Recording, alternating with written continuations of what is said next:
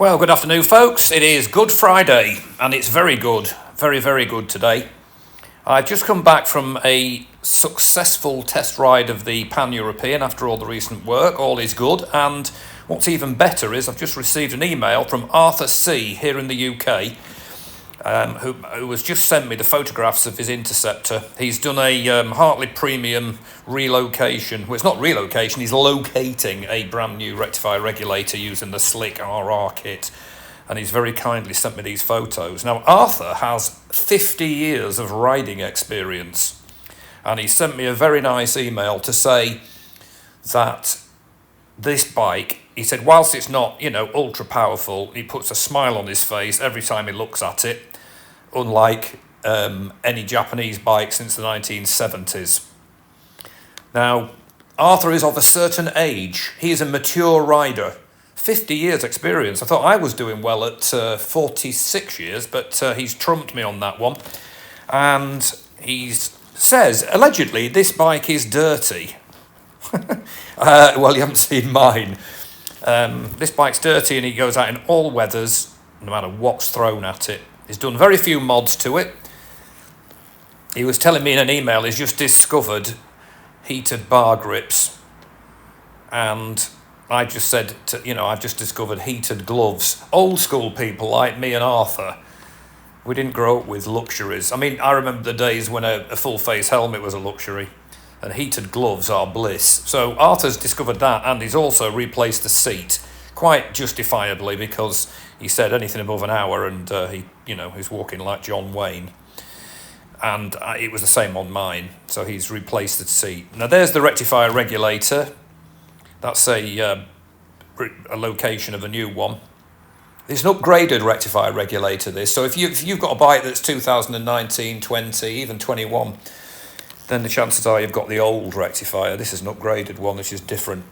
And obviously being at the front of the bike there, instead of being underneath it, covered in filth and overheating, it's a lot happier there. So, as I say, Arthur's fitted the kit and is, of course, happy with it.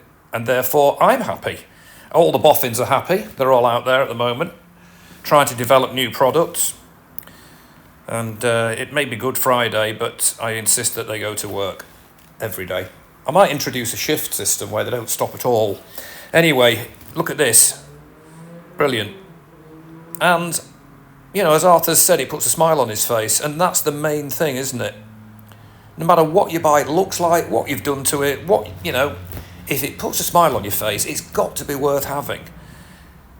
Some people might say, oh, I don't like that seat, or oh, I like those cans, or oh, I don't like this, whatever. Yeah, if it's your own bike, you do what you want to it. That's my philosophy.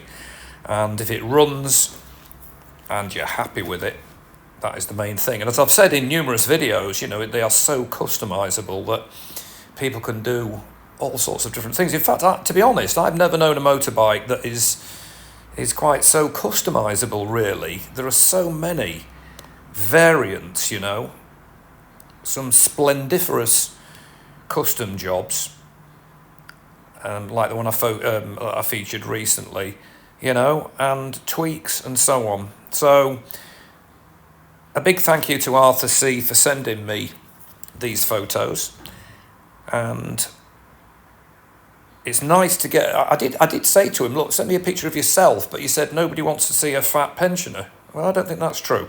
If you want to see a fat pensioner, put it in the comments. Because I think it would be good. I've never appeared in my videos, I don't think, but I'm a thin pensioner.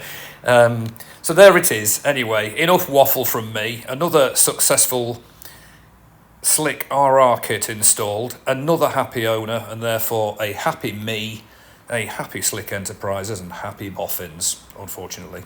I prefer them to be unhappy. Ride safe, everybody, and I will post again soon. Bye for now.